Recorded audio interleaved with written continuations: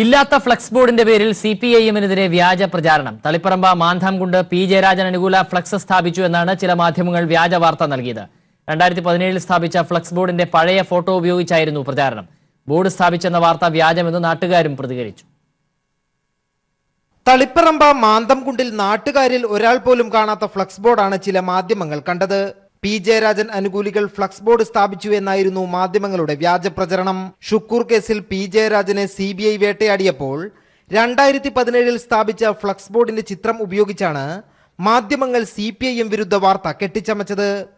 2017 November 16 ഫേസ്ബുക്കിൽ share ചെയ്ത ഫോട്ടോയാണ് പുതിയത് എന്ന രീതിയിൽ പ്രചരിപ്പിച്ചത്.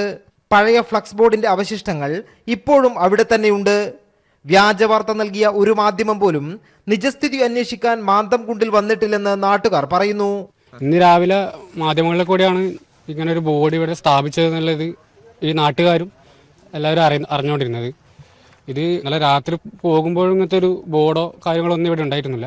അപ്പോൾ രാവിലെ എഴുന്നേൽപ്പൊക്കെ ആരാ ഇത് വെച്ചതെന്ന് നമുക്കറിയില്ല. അപ്പോൾ നാട്ടുകാരെന്നല്ലേ നമുക്കറിയില്ല, ചാനലുകാർക്ക് ഇത് ഇവിടുന്ന് കിട്ടുന്നത് നമുക്കറിയില്ല. അങ്ങനത്തെ ഒരു അവസ്ഥയാണ്. പാർട്ടിയിൽ പ്രശ്നങ്ങൾ ഉണ്ടെന്ന് വരുത്തി തീർക്കാനുള്ള ബോധപൂർവമായ ശ്രമത്തിന്റെ ഭാഗമാണിതെന്ന് പ്രദേശവാസിയും തളിപ്പറമ്പ് ഏരിയ കമ്മിറ്റി അംഗവുമായ മുരളി കോമത്ത് പറഞ്ഞു. യഥാർത്ഥത്തിൽ നമ്മുടെ CPM-നെയും CPM-ന്റെ നേതാക്കന്മാരെയും തകർക്കുന്നതിനാവശ്യമായ വളരെ ബോധപൂർവമായ ശ്രമമാണ് ഈ വാർത്തയായി ബന്ധപ്പെട്ടുണ്ടായത്. വ്യാജ വാർത്തക്കെതിരെ സമൂഹ മാധ്യമങ്ങളിൽ ഉൾപ്പെടെ വൻ പ്രതിഷേധം ഉയർന്നതോടെ ചില മാധ്യമങ്ങൾ വാർത്ത പിൻവലിച്ചു. കണ്ണൂരിലെ CPIM-നകത്ത് വിഭാഗീയതയുണ്ടെന്ന് വരുത്തി തീർക്കാൻ ചില മാധ്യമങ്ങൾ നടത്തുന്ന ശ്രമത്തിന്റെ ഒടുവിലത്തെ ഉദാഹരണമാണ് ഈ നട്ടാൽ കുരുക്കാത്ത നുണ. CPIM ജില്ലാ കമ്മിറ്റി ചേരുന്ന ദിവസം തന്നെ ഇത്തരത്തിൽ ഒരു വ്യാജ വാർത്ത പ്രചരിപ്പിച്ചതും ശ്രദ്ധേയമാണ്. തളിപ്പറമ്പ് മാന്തംകുണ്ടിൽ നിന്നും ക്യാമറാമാൻ ജയൻ കല്യാശ്ശേരിക്കൊപ്പം M സന്തോഷ്. കോഴിക്കോട് കോടഞ്ചേരിയിൽ മദ്യം കഴിച്ചതിനെ തുടർന്ന് മരിച്ച ചെമ്പിലി ആദിവാസി കോളനിയിലെ കൊളന്തന്റെ ശരീരത്തിൽ കീടനാശിനിയുടെ അംശം കണ്ടെത്തി. ഫ്യൂരിഡാന്റെ സാന്നിധ്യമാണ് കൊളന്തന്റെ ശരീരത്തിൽ കണ്ടെത്തിയത്. അതേസമയം മരിച്ചതിന് കാരണം വിഷമദ്യമല്ലെന്ന് പോലീസും എക്സൈസും വ്യക്തമാക്കി. പോസ്റ്റ്മോർട്ടം റിപ്പോർട്ടിൽ മദ്യത്തിന്റെ അംശം കണ്ടെത്തി. കോടഞ്ചേരി KMA എസ്റ്റേറ്റിലെ കെട്ടിടത്തിനരികെയാണ് കണ്ണോത്ത് പാലക്കൽ ചെമ്പിലി കോളനിയിലെ കൊളമ്പനെയും ഗോപാലിനെയും ചെമ്പുകടവിലെ നാരായണനെയും അവശനിലയിൽ കണ്ടെത്തിയത്. മദ്യപിച്ചതിനു ശേഷം അവശനിലയിലായ ഇവരിൽ കൊളമ്പൻ മരണപ്പെടുകയായിരുന്നു. കൊളമ്പന്റെ മരണവുമായി ബന്ധപ്പെട്ട് എല്ലാ സാഹചര്യങ്ങളും പരിശോധിക്കുമെന്ന് എക്സൈസ് മന്ത്രി TP രാമകൃഷ്ണൻ പറഞ്ഞു. എക്സൈസും പോലീസും പരിശോധന നടത്തുന്നുണ്ട്. മദ്യമാണോ മരണകാരണം എന്ന് പറയാൻ തെളിവില്ല. പോസ്റ്റ്മോർട്ടം റിപ്പോർട്ടിന് ശേഷം കൂടുതൽ നടപടിയെന്നും മന്ത്രി വ്യക്തമാക്കി. ഇത്തരമൊരു സ്ഥിതി എങ്ങനെ ഉണ്ടായി എന്നുള്ളതിനെ കുറിച്ച് വളരെ ഗൗരവമായ പരിശോധന നടന്നു വരികയാണ്. ഇത് സംബന്ധിച്ച വാർത്ത വന്നത് മദ്യം കഴിച്ച് മരണപ്പെടാൻ ഇടയായി എന്നുള്ളതാണ്. പക്ഷെ അതിപ്പോഴും സ്ഥിരീകരിക്കപ്പെട്ടിട്ടില്ല. മെഡിക്കൽ കോളേജിൽ ഇവരെ പരിശോധിച്ച ഡോക്ടർമാരുമായിട്ട് അന്വേഷിച്ചു, സ്ഥിരീകരിക്കപ്പെട്ടിട്ടില്ല. പരിശോധനാ ഫലമെല്ലാം വന്നതിന് ശേഷമാണ് മരണത്തിന് കാരണമെന്ത് എന്നുള്ളത് മനസ്സിലാക്കാൻ സാധിക്കുള്ളൂ. കൊളമ്പന്റെ മരണം വ്യാജമദ്യം മൂലമല്ലെന്ന് എക്സൈസും പോലീസും വ്യക്തമാക്കി. മെഥനോളിന്റെ സാന്നിധ്യം ശരീരത്തിലില്ല. വ്യാജമദ്യമായിരുന്നെങ്കിൽ കാഴ്ചശക്തിയെ ബാധിക്കുമായിരുന്നുവെന്നും excise joint commissioner VJ Mathew പറഞ്ഞു. വ്യാജമദ്യമല്ല എന്നുള്ളത് ഉറപ്പിച്ചു കഴിഞ്ഞു. എന്ന് പറഞ്ഞാൽ ഈ മരിച്ച ആളുകളുടെ ആരുടെയും വ്യാജമദ്യത്തിൻ്റെ ഒരു ലക്ഷണവുമില്ല. വ്യാജമദ്യമാണെങ്കിൽ ആദ്യം കണ്ണിൻ്റെ കാഴ്ചയാണ് പോകുന്നത്. മീഥൈൽ ആൽക്കഹോൾ ആദ്യം ബാധിക്കുന്നത് ഒപ്റ്റിക് നെർവിനെയാണ്. ഒപ്റ്റിക് നെർവിനെ ബാധിച്ചാൽ കണ്ണിൻ്റെ കാഴ്ച നഷ്ടപ്പെടും. പിന്നെ കൂടിയ അളവിൽ ചെന്ന് കഴിഞ്ഞാൽ ആൾ മരണപ്പെട്ടും പോകും. പിന്നെ ഇവിടെ ഈ സാധ്യത എല്ലാം അവർ പരിശോധിച്ചു. മെഡിക്കൽ കോളേജിലെ ഡോക്ടർമാർ പരിശോധിച്ചതിൽ അങ്ങനെ ഒരു സാധ്യത കണ്ടെത്തിയിട്ടില്ല. കൊളമ്പന്റെ മൃതദേഹം മെഡിക്കൽ കോളേജ് ആശുപത്രിയിൽ പോസ്റ്റ്മോർട്ടം നടത്തി. പോസ്റ്റ്മോർട്ടത്തിൽ മദ്യത്തിന്റെ അംശം കണ്ടെത്തിയിട്ടുണ്ട്. എന്നാൽ വിഷാംശം മദ്യത്തിൽ ഉണ്ടായോ എന്നത് രാസപരിശോധനയിൽ മാത്രമേ കണ്ടെത്താനാവൂ. ഫോറൻസിക് പരിശോധനയുടെയും പോസ്റ്റ്മോർട്ടത്തിന്റെയും ഫലമറിഞ്ഞാൽ മാത്രമേ മരണകാരണം വ്യക്തമാവുകയുള്ളൂ. ഗുരുതരാവസ്ഥയിൽ മെഡിക്കൽ കോളേജ് ആശുപത്രിയിൽ പ്രവേശിപ്പിച്ച ഗോപാലിന്റെയും നാരായണന്റെയും നില മെച്ചപ്പെട്ടു വരികയാണ്. ഇവരുടെ ശരീരത്തിൽ കീടനാശിനിയുടെ അംശം കണ്ടെത്തിയതായുള്ള ലാബ് റിപ്പോർട്ട് എക്സൈസ് ഡിപ്പാർട്ട്മെന്റിന് ലഭിച്ചു. ശാസ്ത്രീയ പരിശോധനകളുടെ റിസൾട്ട് വന്നാൽ മാത്രമേ മരണകാരണം എന്തെന്ന് വ്യക്തമാവുകയുള്ളൂ. കോടഞ്ചേരിയിൽ നിന്നും ക്യാമറാമാൻ ജിബേഷിനൊപ്പം PV ജോഷില. തിരുവനന്തപുരം നെടുമങ്ങാട് ദുരൂഹ സാഹചര്യത്തിൽ 15-കാരിയുടെ മൃതദേഹം പൊട്ടക്കിണറ്റിൽ കണ്ട സംഭവത്തിൽ അമ്മയും കാമുകനും പോലീസ് കസ്റ്റഡിയിലായി. 10 ദിവസത്തിലേറെ പഴക്കമുള്ള മൃതദേഹമാണ് പോലീസ് പൊട്ടക്കിണറ്റിൽ നിന്ന് കണ്ടെടുത്തത്. പെൺകുട്ടി മറ്റൊരാളുമായി ഒളിച്ചോടിയെന്ന് പ്രചരിപ്പിച്ച ശേഷം പെൺകുട്ടിയെ തിരയാൻ എന്ന വ്യാജേന നാടുവിട്ട അമ്മയെയും കാമുകനെയുമാണ് പോലീസ് പിടികൂടിയത്. കാരാന്തല സ്വദേശിനിയായ 15-കാരിയുടെ മൃതദേഹം പൊട്ടക്കിണറ്റിൽ കണ്ടെത്തിയ സംഭവത്തിലാണ് അമ്മ മഞ്ജുഷയെയും കാമുകൻ അനീഷിനെയും പോലീസ് പിടികൂടിയത്. 10ാം ക്ലാസ് വിദ്യാർത്ഥിനിയായ മീരയാണ് മരണപ്പെട്ട നിലയിൽ കണ്ടെത്തിയത്. പെൺകുട്ടി മറ്റൊരാളുമായി ഒളിച്ചോടിയെന്ന് പ്രചരിപ്പിച്ച ശേഷം ഇരുവരും തമിഴ്നാട്ടിലേക്ക് മുങ്ങുകയായിരുന്നു. മരണപ്പെട്ട പെൺകുട്ടിയുടെ അപ്പൂപ്പന്റെ പരാതിയിൽ മാൻ മിസ്സിംഗ് കേസായി രജിസ്റ്റർ ചെയ്ത കേസിലാണ് വഴിത്തിരിവുണ്ടായിരിക്കുന്നത്. പിടിയിലായ അമ്മയും കാമുകനും പരസ്പര വിരുദ്ധമായ രൂപത്തിലാണ് മൊഴി നൽകുന്നതെന്നും ഇരുവരെയും സംശയമുണ്ടെന്നും നെടുമങ്ങാട് ഡിവൈഎസ്പി സ്റ്റുവർട്ട് കീലർ മാധ്യമങ്ങളോട് പറഞ്ഞു. ഈ അനീഷ് തന്നെയാണ് ഇവിടെ കൊണ്ടിട്ടെന്ന് പറയുന്നത്. അനീഷ് ഉണ്ടായിരുന്നു, ബൈക്കിൽ കൊണ്ടുവന്നാണ് ഇപ്പോഴത്തെ നമ്മുടെ അറിവനുസരിച്ച്. അപ്പോൾ അനീഷ് പറയുന്നത് തൂങ്ങി വരണമെന്നാണ് പറയുന്നത്. അവർ പറയുന്നതാണ്, നമുക്ക് വെരിഫൈ ഉണ്ട്. പറയുന്ന കുട്ടി സ്വയം ചെയ്താണെന്ന് അവർ പറയുന്നത്. അത് നമ്മൾ വെരിഫൈ ചെയ്യേണ്ടതുണ്ട്. വിശ്വസനീയമാണ് തോന്നുന്നില്ല, വെരിഫൈ ചെയ്യേണ്ടതുണ്ട്. ചെറുമകളെ കാണാതായതിനു പിന്നാലെ മകളായ മഞ്ജുഷയുടെ പെരുമാറ്റത്തിൽ സംശയമുണ്ടായിരുന്നതായി അപ്പൂപ്പൻ രാജേന്ദ്രനും വെളിപ്പെടുത്തി. പോലീസിനെ അറിയിക്കല്ലോ, കൊച്ചിനെ കൊണ്ട് ഞങ്ങൾ വരുള്ളൂ. ഞങ്ങൾ അങ്ങോട്ട് വിളിച്ചപ്പോൾ ഫോൺ കട്ടായി. പിന്നെ തള്ള വിളിച്ചപ്പോൾ ഒരു കേടുത്തു. അപ്പോൾ പറഞ്ഞു അമ്മ ഒരു കാരണവശാലും പോലീസിനെ അറിയിക്കല്ലെന്ന് പറഞ്ഞു. എന്നിട്ട് അവൾ വീണ്ടും വിളിച്ചു തുടങ്ങി വീട്ടു സാധനം മാറ്റാൻ പറഞ്ഞു. പ്രതിയായ അനീഷിനെ ഇരുവരും താമസിച്ചിരുന്ന വാടക വീട്ടിലെത്തിച്ച് തെളിവെടുത്തു. മൃതദേഹത്തിന് 10 ദിവസത്തിലേറെ പഴക്കമുണ്ട്. കാമുകിയുടെ മകൾ ആത്മഹത്യ ചെയ്തതാണെന്നും മൃതദേഹം പൊട്ടക്കിണറ്റിൽ കൊണ്ടിട്ടത് താനാണെന്നും അനീഷ് സമ്മതിച്ചു. ഒന്നിലേറെ ആളുകളുമായി ബന്ധമുണ്ടായിരുന്ന മഞ്ജുഷയെ ഭർത്താക്കന്മാരെല്ലാം ഉപേക്ഷിച്ചു പോയതോടെയാണ് പ്രായത്തിൽ ഏറെ ചെറുപ്പമുള്ള അനീഷുമായി മഞ്ജുഷ വാടകയ്ക്ക് വീടെടുത്ത് താമസം ആരംഭിച്ചത്. പോസ്റ്റ്മോർട്ടം റിപ്പോർട്ട് ലഭിച്ചെങ്കിൽ മാത്രമേ മരണത്തെപ്പറ്റി അറിയാൻ കഴിയൂ എന്ന് നെടുമങ്ങാട് പോലീസ് അറിയിച്ചു. News bureau, Thiruvananthapuram. Nedumkandam custody മരണവുമായി ബന്ധപ്പെട്ട് പരാതി കിട്ടിയാൽ കർശന നടപടിയെടുക്കുമെന്ന് പോലീസ് കംപ്ലയിന്റ് അതോറിറ്റി ചെയർമാൻ പറഞ്ഞു. ആരോപണം ശരിയാണെങ്കിൽ സംഭവം ഗുരുതരമായ തെറ്റാണെന്നും authority chairman justice P K. Mohanan പറഞ്ഞു. ഒരാളെ കസ്റ്റഡിയിൽ മർദ്ദിക്കാൻ പോലീസിന് അധികാരമില്ല. നെടുങ്കണ്ടത്തെ സംഭവത്തിൽ ഇതുവരെ തനിക്ക് പരാതി കിട്ടിയിട്ടില്ല. പരാതിയില്ലാതെ കംപ്ലയിന്റ് അതോറിറ്റിക്ക് സ്വമേധയാ നടപടിയെടുക്കാൻ നിയമം അനുവദിക്കുന്നില്ലെന്നും ജസ്റ്റിസ് പി.കെ. മോഹനൻ കൊച്ചിയിൽ പറഞ്ഞു. ആ സംഭവവുമായി ബന്ധപ്പെട്ട് പരാതി ലഭിച്ചു കഴിഞ്ഞാൽ നമ്മൾ ശക്തമായ നടപടിയെടുക്കും. കാരണം ഒരു പൗരനെ കസ്റ്റഡിയിലെടുത്ത് നിയമവിരുദ്ധമായി തടവിൽ വയ്ക്കുവാനോ ദേഹോദരം ഏൽപ്പിക്കുവാനുള്ള അധികാരമൊന്നും പോലീസിന് ആരും കൊടുത്തിട്ടില്ല. സ്റ്റേറ്റ് പോലീസ് കംപ്ലയിൻറ്റ്സ് അതോറിറ്റിക്കോ അല്ലെങ്കിൽ ജില്ലാ പോലീസ് കംപ്ലയിൻറ്റ്സ് അതോറിറ്റിക്കോ സ്വമേധ നടപടിയെടുക്കാനുള്ള ഒരു നിയമത്തിൽ ഒരു പ്രൊവിഷൻ അവിടെ എങ്ങും ഇല്ല. ഹൈക്കോടതിയാണെങ്കിലും സുപ്രീം കോടതിയാണെങ്കിലും കോൺസ്റ്റിറ്റ്യൂഷണൽ കോർട്ടുകളാണ്. അപ്പോൾ അവർക്ക് കോൺസ്റ്റിറ്റ്യൂഷനിൽ നിന്നും അതിനുള്ള പ്രൊവിഷൻസ് അല്ലെങ്കിൽ അധികാരം അവർക്ക് ഹൈക്കോടതിക്കും സുപ്രീം കോടതിക്കും ലഭ്യമാണ്. ഇതെന്ന് പറയുന്നത് സ്റ്റേറ്റ് പോലീസ് കംപ്ലയിൻറ്റ്സ് അതോറിറ്റി എന്ന് പറയുന്നത് ഒരു ക്വാസി ജുഡീഷ്യൽ അതോറിറ്റിയാണ്, ഒരു കോടതിയല്ല, ഭരണഘടനാ സ്ഥാപനമല്ല. അപ്പോൾ സ്പെസിഫിക്കായിട്ട് ഒരു പ്രൊഫഷനിലൂടെ സ്വമേധയാ നടപടിയെടുക്കാനുള്ള ഒരു അധികാരം നൽകാത്തിടത്തോളം കാലം സ്വമേധയാ നടപടിക്ക് പോയാൽ അത് നിയമപരമായിട്ട് ശരിയായിരിക്കില്ല. നെടുങ്കണ്ടം കസ്റ്റഡി മരണക്കേസിൽ ഉന്നത പോലീസ് ഉദ്യോഗസ്ഥർക്ക് പങ്കുണ്ടോ എന്നതടക്കം എല്ലാ കാര്യങ്ങളും അന്വേഷിച്ചു വരികയാണെന്ന് DGP ലോക്നാഥ് ബെഹ്റ. തെറ്റ് ചെയ്ത ആരെയും വെറുതെ വിടില്ല. ജൂലൈ 10-നകം പ്രത്യേക അന്വേഷണ സംഘത്തിന്റെ റിപ്പോർട്ട് ലഭിക്കും. ഇതിനുശേഷം തുടർ നടപടികൾ ഉണ്ടാകുമെന്നും DGP കൊച്ചിയിൽ പറഞ്ഞു. See, I told you earlier about a special investigation team ഉണ്ടോ. അതിലെ ആക്ച്വലി നേതൃത്വം കൊടുക്കുന്ന ആളാണ് ഒരു ADG റാങ്ക് ഓഫീസർ. IG അവിടെ പോയിരിക്കുകയാണോ. So let them complete the work. ഞങ്ങൾ അതിലൊക്കെ കംപ്ലീറ്റ് ഒരു ബ്രോഡ് സ്കോർ ഷീറ്റ് കൊടുത്തിരിക്കുകയാണോ. അതിൽ ഏതെങ്കിലും ഒരു ഒമിഷൻസ് ഉണ്ടോ, ആരാ എന്തെങ്കിലും കൂടുതൽ ചെയ്തിട്ടുണ്ടോ, ഈ കാര്യങ്ങൾ കംപ്ലീറ്റ് ചെയ്തിട്ട് അവർ തന്നെ പറഞ്ഞിട്ടുണ്ടോ 10-ാം തീയതി എന്നെ റിപ്പോർട്ട് തന്നു. ഈ 10-ാം തീയതി ശേഷം I can give you A comment. I will keep my fingers crossed for anything. So നിങ്ങളുടെ ഒരു ആശങ്ക, ഒരു സംശയം എന്താണെന്ന് ചോദിച്ചാൽ ഈ കാര്യത്തിൽ എല്ലാ കാര്യങ്ങളും അന്വേഷിക്കില്ല. ഞാൻ എല്ലാ കാര്യങ്ങളും അന്വേഷിക്കും.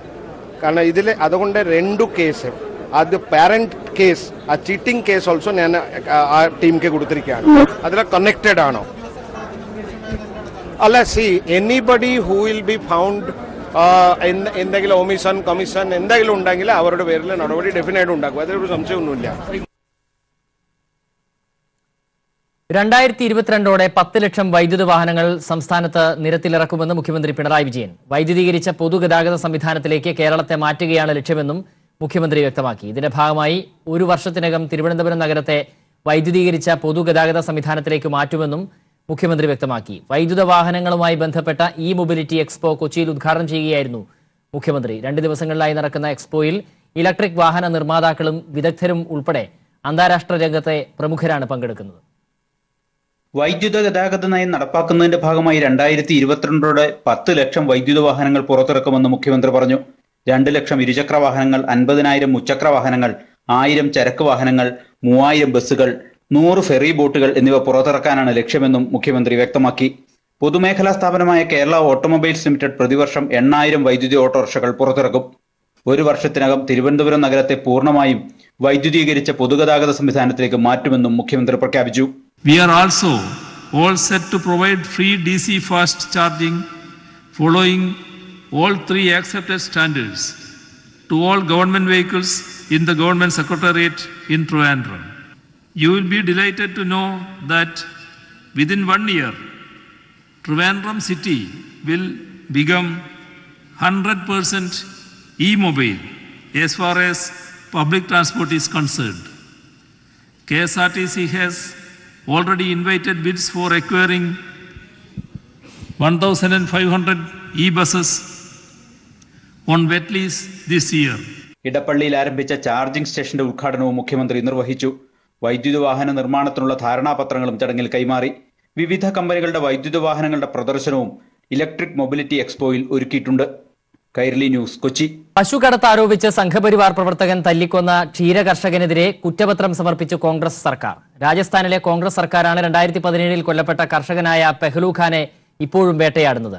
പശു കടത്തൽ നിയമപ്രകാരം പെഹ്ലു ഖാനെയും 2 മക്കളെയും പ്രതിയാക്കി രാജസ്ഥാനിലെ അശോക് ഗെഹ്ലോട്ട് സർക്കാർ കുറ്റപത്രം സമർപ്പിച്ചു. ആക്രമിച്ച് കൊലപ്പെടുത്തിയ സംഘപരിവാർ പ്രവർത്തകരെ കുറിച്ച് കോൺഗ്രസ് സർക്കാർ സമർപ്പിച്ച കുറ്റപത്രത്തിൽ പരാമർശമില്ല.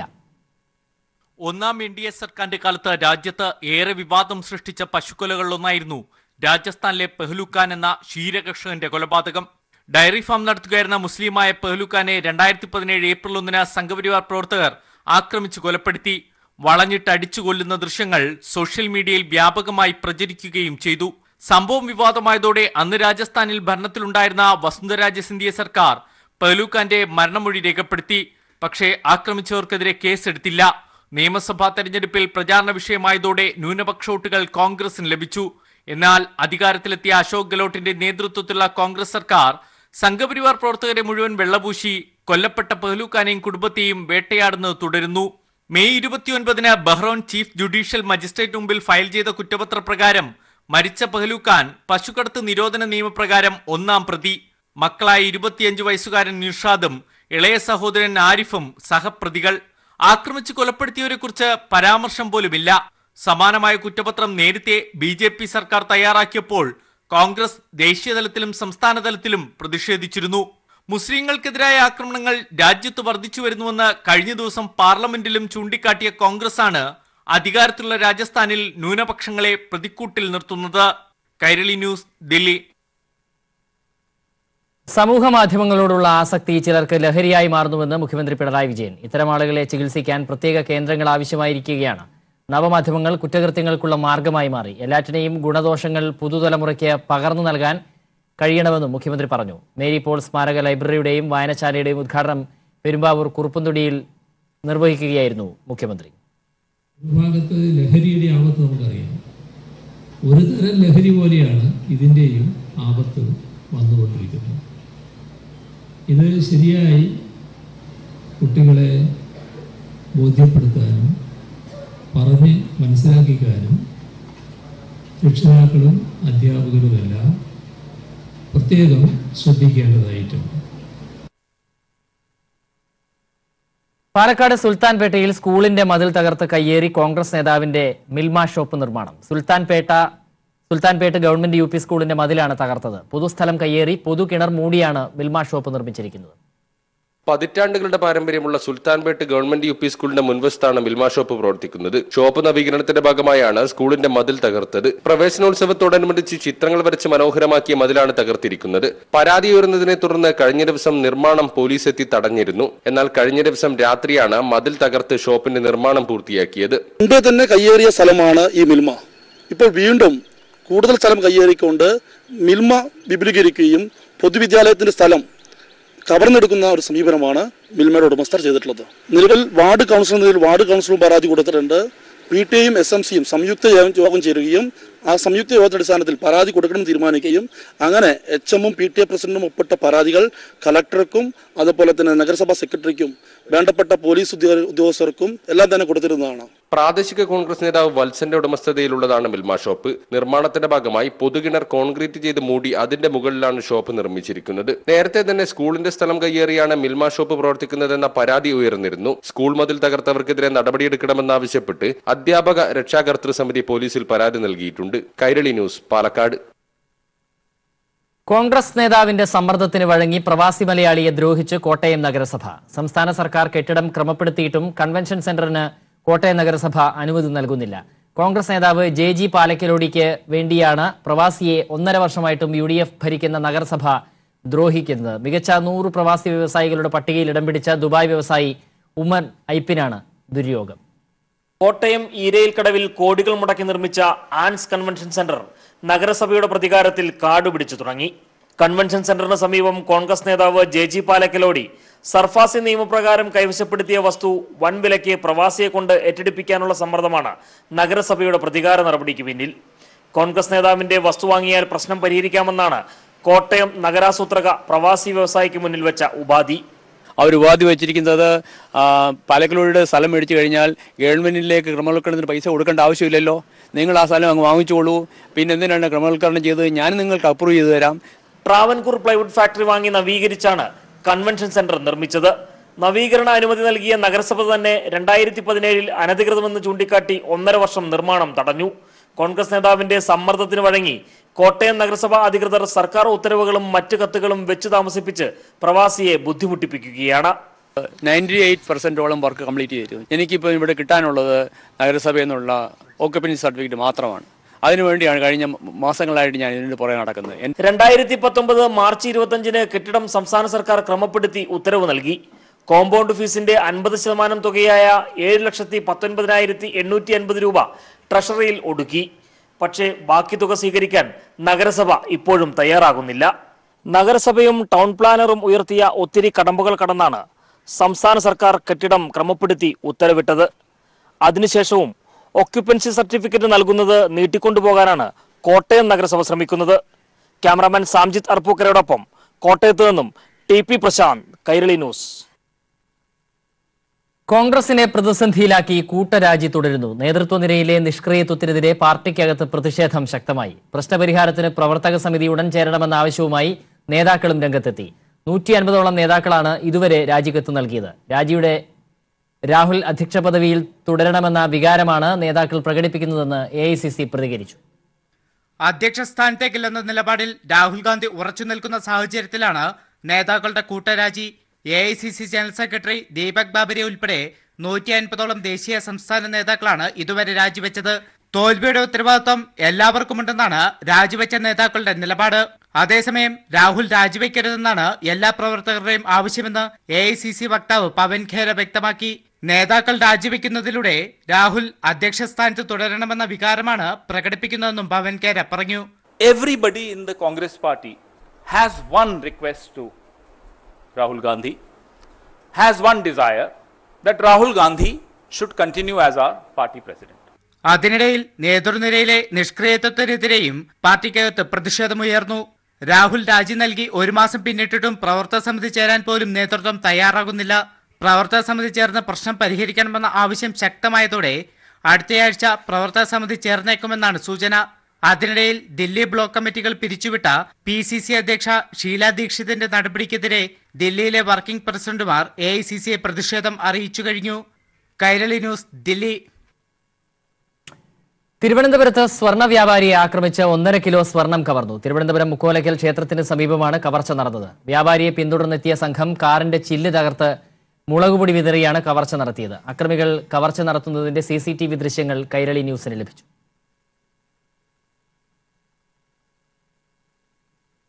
രാവിലെ 5:30യോടെയാണ് നഗരത്തിലെ മുക്കോലക്കൽ ക്ഷേത്രത്തിന് സമീപത്തെ പൊയ്യാട് ജംഗ്ഷനിൽ വെച്ച് വ്യാപാരിയെ ആക്രമിച്ച് സ്വർണ്ണ കവർച്ച നടത്തിയത്. തൃശൂരിൽ നിന്നും ഗുരുവായൂർ എക്സ്പ്രസിൽ സ്വർണവുമായി വന്നിറങ്ങിയ കല്ലുമൂട് സ്വദേശിയായ വിനുവിനെയാണ് വെളുത്ത വാഗണാർ കാറിലെത്തിയ അക്രമസംഘം ആക്രമിച്ചത്. ബിനു സഞ്ചരിച്ചിരുന്ന കാറിന്റെ ചില്ലുകൾ തകർത്ത ശേഷം അക്രമി സംഘം മുളകുപൊടി മുഖത്തേക്ക് വിതറിയായിരുന്നു കവർച്ച നടത്തിയത്. തമിഴ്നാട് അരുമനയിലുള്ള ജൂവലറിയിലേക്ക് സ്വർണവുമായി എത്തിയതായിരുന്നു കല്ലുമൂട് സ്വദേശിയായ ബിനു. അക്രമി സംഘം ബിനുവിനെ ആക്രമിക്കുന്ന CCTV ദൃശ്യങ്ങൾ പുറത്തായി. സൗണ്ട് കേട്ടിട്ടാണ് നമ്മൾ എഴുന്നേക്കുന്നത്. വീടിൻ്റെ മേളിൽ നിന്ന് ഇങ്ങോട്ട് നോക്കിയപ്പോൾ ഇവിടെ കുറേ ആൾക്കാർ വന്നിട്ട് ഒരാളിനെ പിടിച്ചിറക്കണ കണ്ടു. പെട്ടെന്ന് തന്നെ ഞാൻ ഫോൺ എടുത്തിട്ട് താഴേക്ക് വന്നു. പെട്ടെന്ന് തന്നെ ഇവരാൾ വണ്ടിയിൽ കയറി പോവുകയും ചെയ്തു. പിന്നെ ഇയാളോട് ചോദിച്ചപ്പോഴാണ് ഗോൾഡ് എടുത്തുകൊണ്ട് പോയ കാര്യങ്ങളൊക്കെ പറയുന്നത്. അന്നേരം തന്നെ കൺട്രോൾ റൂമിൽ വിളിച്ച് വരാൻ പറഞ്ഞു. വ്യാജ നമ്പർ പ്ലേറ്റ് ഉപയോഗിച്ച കാറാണ് അക്രമത്തിന് ഉപയോഗിച്ചത്. അക്രമികൾ കൊണ്ടുപോയ ബാഗിൽ നിന്ന് വിനുവിന്റെ മൊബൈൽ ഫോൺ ഉണ്ടായിരുന്നു. എന്നാൽ തിരുവല്ലത്തിനടുത്ത് പാച്ചല്ലൂർ ഭാഗത്ത് വെച്ച് ഫോൺ സ്വിച്ച് ഓഫ് ആയതായും സൈബർ സെല്ലിന്റെ പരിശോധനയിൽ വ്യക്തമായി. സംഭവത്തെപ്പറ്റി അക്രമത്തിനിരയായ വിനു പറയുന്നത് ഇങ്ങനെ: അപ്പോൾ വണ്ടി ഓവർടേക്ക് ചെയ്ത് ആക്രമിച്ച് എൻ്റെ ഗോൾഡിന്റെ ബാഗ് കൊണ്ടുപോയവർ.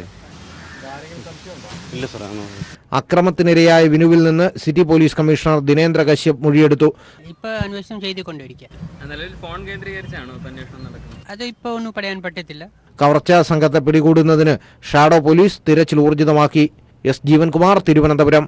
അടുത്ത ബുള്ളറ്റിൻ 7 മണിക്ക്. നമസ്കാരം.